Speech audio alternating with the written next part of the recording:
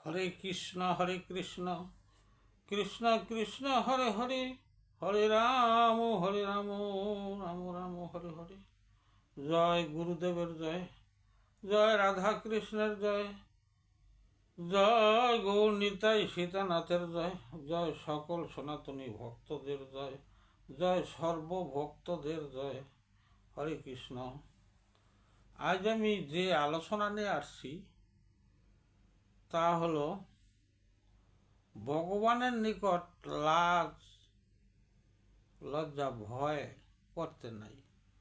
তাই আলোচনার বিষয় হইল লাজ লজ্জা ভয় সব ক্ষেত্রে নয়। লাজ লজ্জা ভয় থাকা উচিত, কিন্তু সব ক্ষেত্রে লাজ লজ্জা ভয় থাকাটা উচিত না। কারণ অনেক সময় এই লজ্জাতে সে জীবনে কিছু উন্নতিও করতে পারে না। আর ভয় যে থাকবে না, কিন্তু সব জায়গায় ভয় থাকে না, সবার ক্ষেত্রে সব জায়গায় ভয় হয় না। আমরা যদি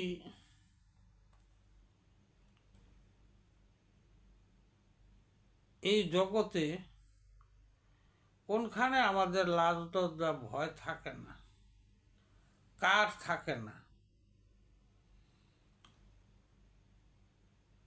একটি সদ্যজাত শিশু, তার কিন্তু লাজ লজ্জা ভয় থাকে না। ওই শিশুর নিকট কেউ যদি সাজগোজ করে তাতে কিছু যায় আসে না, আবার কেউ যদি উলঙ্গ থাকে তাতে কিন্তু শিশু তা কিছুই বোঝেন না। কারণ তার এ জগতের কোনো কামনা বাসনার কোনো লেশ পেশ নেই। তাই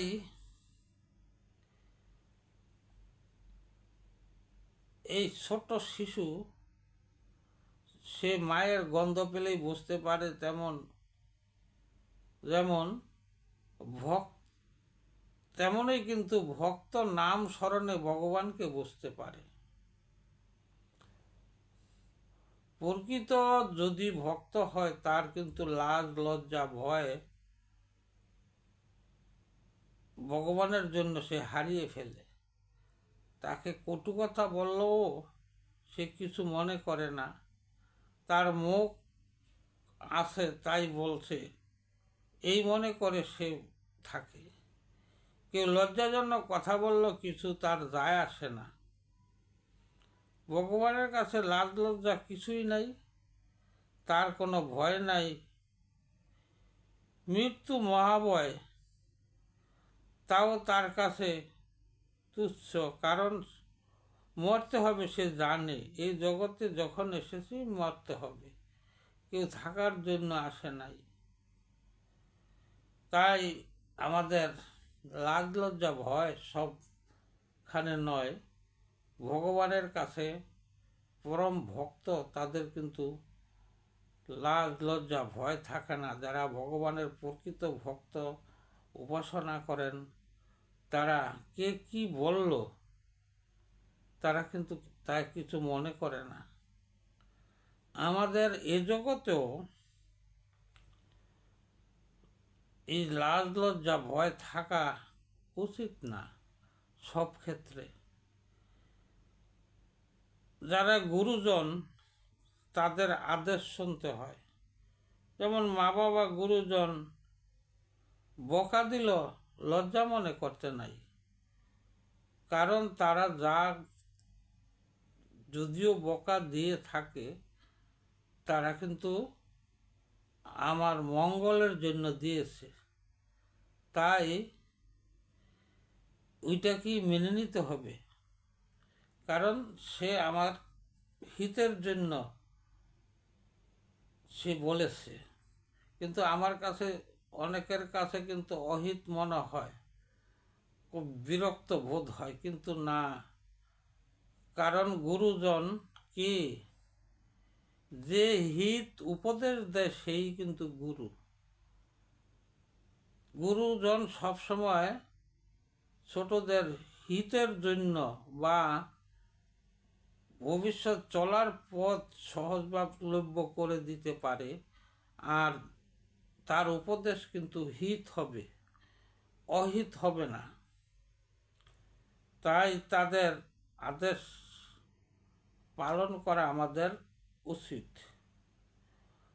এমনকি কর্মক্ষেত্র যদি কেউ কারো অধীনে কর্ম করে, সে যদি একটু কটু কথা বলল, তাতে কিন্তু তার লজ্জা পাওয়া উচিত না, কারণ সে তার ভালোর জন্য বলছেন।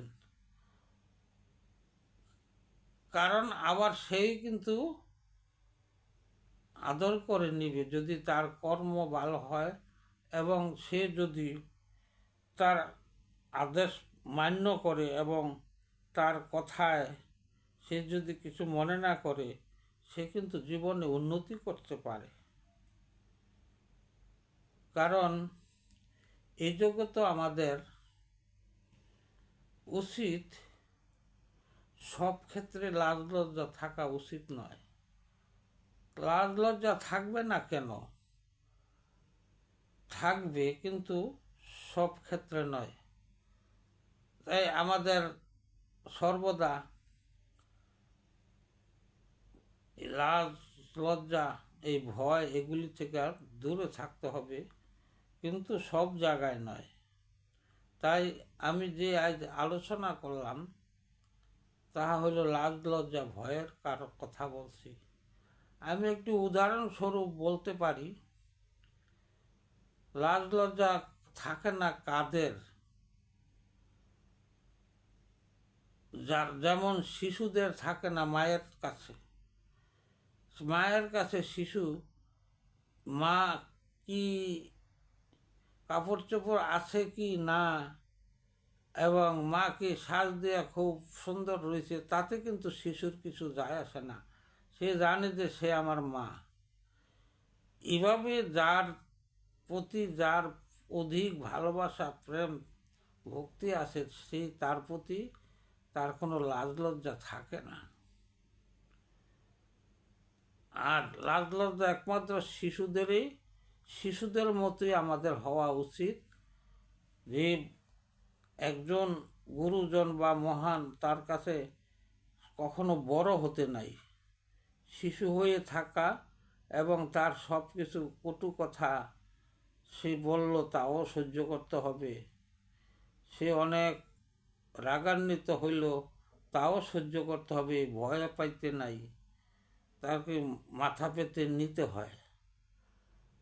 তবে শিশুর যে আমি যে বললাম, শিশু মায়ের কাছে উলঙ্গ থাকলেও যায় আসে না, এটা একটা উদাহরণ।